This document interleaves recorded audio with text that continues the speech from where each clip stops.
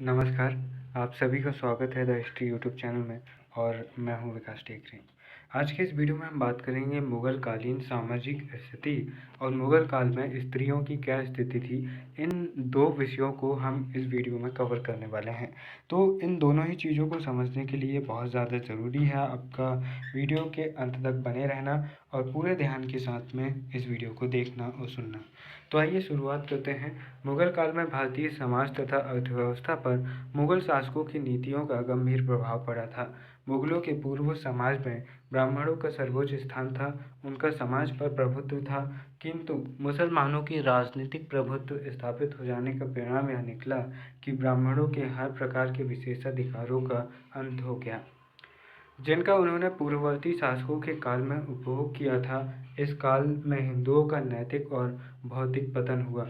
इस पतन के लिए मुस्लिम शासन ही उत्तरदायी था। इस काल का मुस्लिम समाज के अनेक वर्गों में बटा हुआ था। पहले वर्ग में विदेशी मुसलमान सम्मिलित थे, जिनमें अरब, ईरानी, तुर्क, मंगोल, हबशी, उज़्बेक और अमीनाई प्रमुख थे। दूसरे वर्ग में देसी भारतीय मुसलमान थे। स्वदेशी मुसलमानों में ऊंच नीच का भेदभाव था।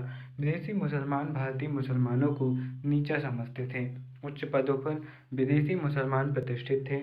इस काल में भारत में मुसलमान स्त्रियों की दशा अच्छी नहीं थी। मुगल काल में देश के सभी धर्म प्रचलित थे, जैसे हिंदू, इस्लाम, बौद्ध, पारसी, सिख आदि। तो हम यहाँ पर देखते हैं जो सामाजिक जीवन है, इनकी सोशल लाइफ है, वो समझने का प्रयास करते हैं। तो पहले हम हिंदू समाज की स्थिति कैसी थी वो देखते हैं। आज की तुलना में मुगल युग में देश की आबादी बहुत कम थी। उसमें हिंदुओं का मुख्य स्थान था। जैन, बौद्ध और सिख उसमें सम्मिलित थे। राजपूत, ब्राह्मण, कायस्थ और वैश्य ऊंची जातियां थी। उनमें परस्पर खान पान और विवाह नहीं होते थे। जाति बंधन आज से अधिक कठोर थे। युद्ध और शासन राजपूतों का मुख्य पेशा था। ब्राह्मण लोग मुख्य रूप से पुरोहितों और अध्यापकों का कार्य करते थे। उनमें से कुछ फारसी पढ़कर सरकारी नौकरियां पा लेते थे, जैसे गुजराती नागर। देश का व्यापार वैश्यों के हाथ में था। कायस्थ लोग लिपिकार, मुंशियों और पदाधिकारियों का काम करते थे। नीची जाति के कुछ हिंदू मुसलमान बन चुके थे। इस काल में हिंदुओं में नई उपजातियां बन गई थी, जैसे कश्मीरी ब्राह्मणों में काजी, तोस खानी और आगा, गुजरात में मुंशी कायस्थों और कायस्थों में कानूनगो और रायजादा तथा देश के अनेक भागों में बख्शी तथा मेहता जैसे जो अन्य समुदाय या फिर उपजातियां बन चुकी थी। निम्न जातियों को उस समय हीनता की दृष्टि से देखा जाता था। ये लोग अनेक प्रकार की सेवाएं करते थे, लेकिन फिर भी समाज में उन्हें उचित स्थान प्राप्त नहीं था। मुगल काल में सबसे अधिक प्रभाव ब्राह्मणों पर पड़ा। प्राचीन काल से वे जिन प्रमुख अधिकारों का उपभोग करते आए थे, उनसे वे वंचित हो गए। डॉक्टर यूसुफ यहाँ पर लिखते हैं, मुसलमानों के राजनीतिक प्रभुत्व को स्थापित हो जाने का यह परिणाम निकला कि ब्राह्मणों को हर प्रकार के उन विशेषाधिकारों का अंत हो गया, जिनका उन्होंने पूर्ववर्ती शासकों के काल में उपभोग किया था। तो यहाँ पर हर प्रकार का जो तबका था, वो कहीं ना कहीं किसी न किसी रूप में परेशान था। इस काल में कुछ ब्राह्मण खेती भी करने लगे थे और उनका पठन पाठन का काम भी कम हो गया था, क्योंकि बाद में औरंगजेब बहुत सारी धार्मिक पाठशालाओं को समाप्त करवा देता है। यहाँ पर डॉक्टर आशीर्वादी लाल श्रीवास्तव लिखते हैं कि अकबर ने धार्मिक स्वतंत्रता की जिस नीति को आरंभ किया था, वह उसकी मृत्यु के बाद ही समाप्त हो गई। आगे के शासकों ने, नौकरशाही तथा मुस्लिम जनता ने अकबर की नीति का अनुसरण नहीं किया। वे हिंदुओं के साथ धार्मिक अन्याय करते रहे। हिंदुओं पर धर्म के आधार पर जो अत्याचार किए गए, उसके परिणाम स्वरूप उनमें हीनता की भावना आ गई। डॉक्टर जदुनाथ सरकार लिखते हैं, जब किसी वर्ग के व्यक्तियों को कानून और प्रशासनिक चपलता के द्वारा सार्वजनिक रूप में दलित और पीड़ित किया जाता है, तब वे अपने को केवल पशु का जीवन व्यतीत करके संतुष्ट कर लेते हैं।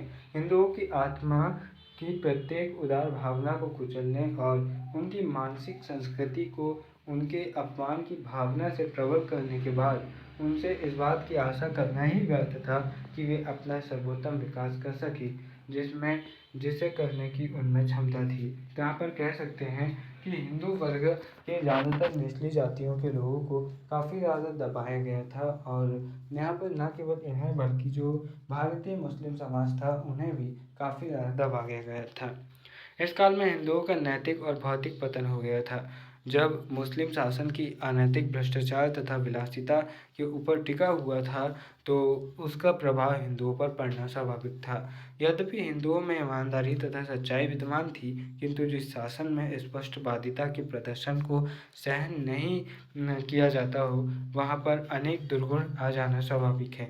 हिंदुओं को जीने के लिए अपने चरित्र में निम्न किस्म की धूर्तता, धोखेबाजी और चापलूसी का समावेश करना पड़ा। अतः डॉक्टर सरकार का यह कथन सही है कि मध्ययुगीन मुस्लिम शासन ही उस युग में हिंदुओं के अंतः पतन के लिए उत्तरदायी था। इसके बाद में हम मुस्लिम समाज की स्थिति को देखते हैं। मुसलमानों का दूसरा बड़ा भाग था, वह भी अनेक वर्गों में बटा हुआ था। पहले वर्ग में विदेशी मुसलमान सम्मिलित थे। उनमें अरबी, ईरानी, तुर्क, मंगोली, हबशी, उज़्बेक और अमीनाई प्रमुख थे। ये मध्य एशियाई देशों से आए हुए मुसलमान लोग थे। दूसरे वर्ग में देसी मुसलमान थे, जिन्होंने अपना पुराना धर्म छोड़कर इस्लाम को स्वीकार कर लिया था। यानी कि जो भारतीय मुसलमान थे वो मूल रूप से भारतीय धर्म के थे, लेकिन वे निम्न वर्ग के होने के कारण या फिर कई राजाओं के दबाव में आकर भी इस्लाम को स्वीकार कर लिए थे। तो यानी कि इनके पूर्वज मूल रूप से इस्लामिक व्यक्ति नहीं रहे होंगे। यद्यपि इस्लाम में समानता का उपदेश दिया गया था, किंतु भारत के विदेशी मुसलमानों में ऊंच नीच की भावना थी। वे भारतीय मुसलमानों को अपने से नीचा समझते थे और उन्हें सरकारी पदों पर प्रायः विदेशी मुसलमान ही नियुक्त करते थे। देसी मुसलमानों को ऊंची सरकारी नौकरियां बहुत कम मिल पाती थी। मुस्लिम समाज में धार्मिक एकता नहीं थी। वह भी संप्रदायों में बैठा हुआ था, जिसमें सुन्नी, शिया, बोहरा और खोजा मुख्य थे। मुस्लिम समाज में प्रधानता सुन्नियों की थी। एक तो इसलिए कि उनकी संख्या बहुत ज़्यादा थी, और दूसरा इसलिए भी कि मुगल सम्राट स्वयं सुन्नियों और शियाओं में गहरे धार्मिक मतभेद रखते थे। मुसलमान विद्वानों का एक प्रभावशाली वर्ग था, जो उलेमा कहलाते थे। वे राजनीति में हस्तक्षेप करते थे, और मुगल काल में इनका प्रभाव कम हो गया था, लेकिन प्रभाव था।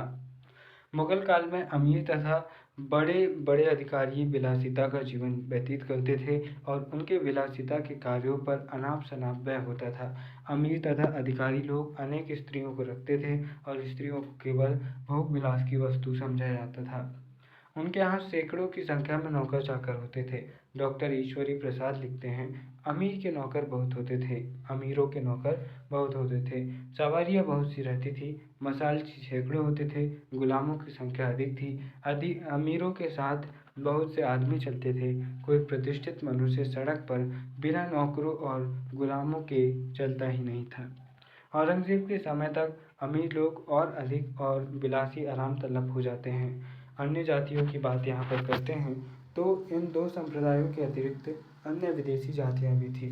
विदेशी यात्रियों के लिए देश के द्वार खुले हुए थे। यहाँ विदेशियों के बसने का कोई प्रतिबंध नहीं था। इसलिए देश में पुर्तगाल, अंग्रेज, चीनी, यहूदी आदि भिन्न भिन्न जाति के लोग देखने को मिलते थे। पारसी कई शताब्दी पूर्व देश में आकर बस गए थे। पहले वे खेती किया करते थे। शाहजहाँ के शासनकाल में उन्होंने व्यापार करना आरंभ कर दिया, और यूरोपीय जातियों में पुर्तगालियों का विशेष महत्व था। उन्होंने गोवा तथा पश्चिमी तट के अन्य स्थानों पर अधिकार जमा लिया था, और उनके अनेक व्यापारिक केंद्र स्थापित हो चुके थे। तो इस तरह हमने जो मुगलकालीन सामाजिक स्थिति है उसे समझने का प्रयास किया। अब वीडियो के दूसरे भाग में हम समझते हैं status of woman in Mughal period. दोस्तों, यहाँ पर मुस्लिम स्त्रियों की स्थिति को देखते हैं। भारत में मुसलमान स्त्रियों की दशा अच्छी नहीं थी। उस समय पर मुसलमानों में बहुपत्नी की प्रथा प्रचलित थी। एक मुसलमान आदमी 4 पत्नियां रख सकता था। इसलिए मुस्लिम परिवार में कोई भी स्त्री गृह स्वामिनी होने का दावा नहीं कर सकती थी। यानी कि जो हाउसवाइफ होती है, जो परिवार की मुखिया महिला होती है, वो कोई एक महिला हो ही नहीं सकती थी जब 4 महिलाएं हों तो। किंतु फिर भी उनके साथ अच्छा व्यवहार किया जाता था। मुसलमानों में पर्दा प्रथा का कड़ाई से पालन किया जाता था। उच्च वर्ग की स्त्रियां बुर्का पहन कर के ही बाहर निकलती थी। मुसलमानों की पत्नियों को गैर पुरुषों से मिलने जुलने पर पाबंदी थी, और निकट संबंधियों तक को उनकी झलक देखने को नहीं मिलती थी। तो कह सकते हैं कि बहुत ज़्यादा मात्रा में पर्दा प्रथा देखने को मिलती है। उच्च घराने की मुस्लिम स्त्रियों को कुरान तथा अन्य धर्म के ग्रंथ पढ़ाए जाते थे। इसी कारण इस काल में भारत में बहुत सी पढ़ी लिखी स्त्रियों के उदाहरण मिलते हैं। हिंदी स्त्रियों की अपेक्षा मुस्लिम स्त्रियों की आर्थिक दशा अच्छी थी, क्योंकि इस्लामी कानूनों के अनुसार वे अपने पिता की संपत्ति की हिस्सेदारी होती थी, जबकि हिंदू महिलाओं को ऐसा कोई अधिकार प्राप्त नहीं था। अब हिंदू स्त्रियों की दशा को हम देख लेते हैं। राजपूत काल की तरह मुगल युग में भी पुत्री के जन्म को बुरा माना जाता था। पुत्र जन्म पर खुशियां मनाई जाती थी, लेकिन पुत्री के जन्म होने पर मातम छा जाता था। जो स्त्री बार बार कन्याओं को जन्म देती थी, उसे नीची दृष्टि से देखा जाता था। इस्लाम के प्रभाव के परिणाम स्वरूप हिंदुओं में भी पर्दा प्रथा प्रारंभ हो गया था। स्त्रियों को घर से बाहर निकलकर काम करने की मनाही थी, और ऐसा अगर वह करती थी तो उसे बुरा समझा जाता था। हिंदुओं में बाल विवाह की प्रथा का भी प्रचलन था। हिंदुओं को यह डर रहता था कि कहीं जवान होने पर हमारी कन्याओं को मुसलमान उठाकर न ले जाएं, इसलिए वे बचपन में ही उनका विवाह कर देते थे। प्रायः 6 या 7 वर्ष की कन्याओं का विवाह हो जाता था। इतिहासकार बदायूं ने लिखा है कि मुगल सम्राट अकबर ने इस प्रथा पर प्रतिबंध लगा दिया था। उसने यह आदेश दिया था कि लड़की का विवाह 12 वर्ष से कम आयु में और लड़का का विवाह 17 वर्ष से कम आयु में नहीं किया जा सकता। इस आज्ञा का कुछ प्रभाव पड़ता है, हालांकि पूरे साम्राज्य में अकबर की पूरी पहुंच कैसे हो सकती है। उस समय हिंदुओं में दहेज प्रथा भी प्रचलित थी। बाल विवाह के कारण हिंदुओं में विधवाओं की संख्या बढ़ रही थी। हिंदुओं में सामान्यतः बहुविवाह की प्रथा नहीं थी, केवल हिंदू सामंतों में ही यह प्रथा देखने को मिलती है। राजपूतों में स्वयंवर की प्रथा का प्रचलन था। समय समय पर स्वयंवर आयोजित किए जाते थे, जिसमें राजपूत राजकुमारियां अपने पति का चयन करती थी। मुगल काल में हिंदू स्त्रियों की दशा अच्छी नहीं थी, किंतु हिंदुओं में माँ का बड़ा आदर किया जाता था। माँ की आज्ञा का पालन करना प्रत्येक हिंदू अपना कर्तव्य समझता था। मेवाड़ का राणा संग्राम सिंह प्रातःकाल अपनी माँ को प्रणाम करके ही भोजन करता था। उस काल में पत्नी को अर्धांगिनी समझा जाता था। मुगल काल में कुछ इतिहास प्रसिद्ध स्त्रियों के भी उदाहरण मिलते हैं, जिन्होंने सामाजिक तथा राजनीतिक जीवन में महत्वपूर्ण भूमिका अदा की। उदाहरण के लिए गोंडवाना की रानी दुर्गावती, रानी कर्णवती, मीराबाई तथा ताराबाई जैसे प्रमुख उदाहरण हमें देखने को मिलते हैं। और मुगल काल के ही दौरान बने मराठा साम्राज्य की नींव रखने वाले शिवाजी की माता जीजाबाई का चरित्र भी हमें इस समय पर देखने को मिलता है।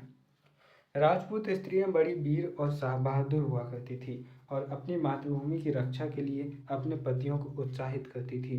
महाराणा प्रताप को निराशा की घड़ियों में उत्साह देने वाली उनकी पत्नी ही थी। राजपूत स्त्रियां अपने पति की मृत्यु के बाद सती हो जाया करती थी। जब कभी उनको शत्रु द्वारा पराजित होने का डर या खतरा लगता था, तो वे अपने शत्रु की रक्षा के लिए जोहर कर लेती थी। जोहर का मतलब होता है सामूहिक रूप से अग्नि में कूद जाना और आग में मर जाना, ये जोहर होता है। इस तरह से हम ये कह सकते हैं कि इस काल में स्त्रियों की दशा उतनी बेहतर नहीं थी, और ये कहा जा सकता है कि राजपूत काल से पहले स्त्रियों की दशा जहाँ तक थोड़ी और ठीक थी, राजपूत काल जो कि मध्यकाल से शुरू होता है, 700 से ये समय शुरू होता है, 700-900 ईस्वी से। तो राजपूत काल से महिलाओं की स्थिति जो खराब होनी शुरू होती है, वो मुगल काल में भी खराब होती है, और जो अंग्रेज काल में भी खराब ही होती है। फिर राजा राम मोहन राय की सुधारों के साथ यहाँ पर से शुरुआत होती है महिलाओं और समाज में स्त्रियों की दशा और सामाजिक ऊंच नीच को सुधारने का प्रयास शुरू होता है, जो आज तक जारी है। तो यहाँ पर मुझे उम्मीद है कि ये वीडियो आपको काफ़ी अच्छा लगा होगा और आपने इससे कुछ बेहतर सीखा होगा। इस वीडियो को ज़्यादा से ज़्यादा उन दोस्तों के साथ शेयर कीजिए जिन्हें ज़रूरत है ऐसे टॉपिक्स की, ताकि वे अपने एग्ज़ाम में अच्छा प्रदर्शन कर सकें। वीडियो के अंत में बस इतना ही कहना चाहूँगा, छोटी छोटी बातों में विश्वास रखें, क्योंकि इनमें ही आपकी शक्ति निहित है, यही आगे ले जाती है। मदर टेरेसा की ये बात याद रखिएगा। फिर मिलते हैं अपने किसी और वीडियो में, तब तक के लिए नमस्कार, जय हिंद।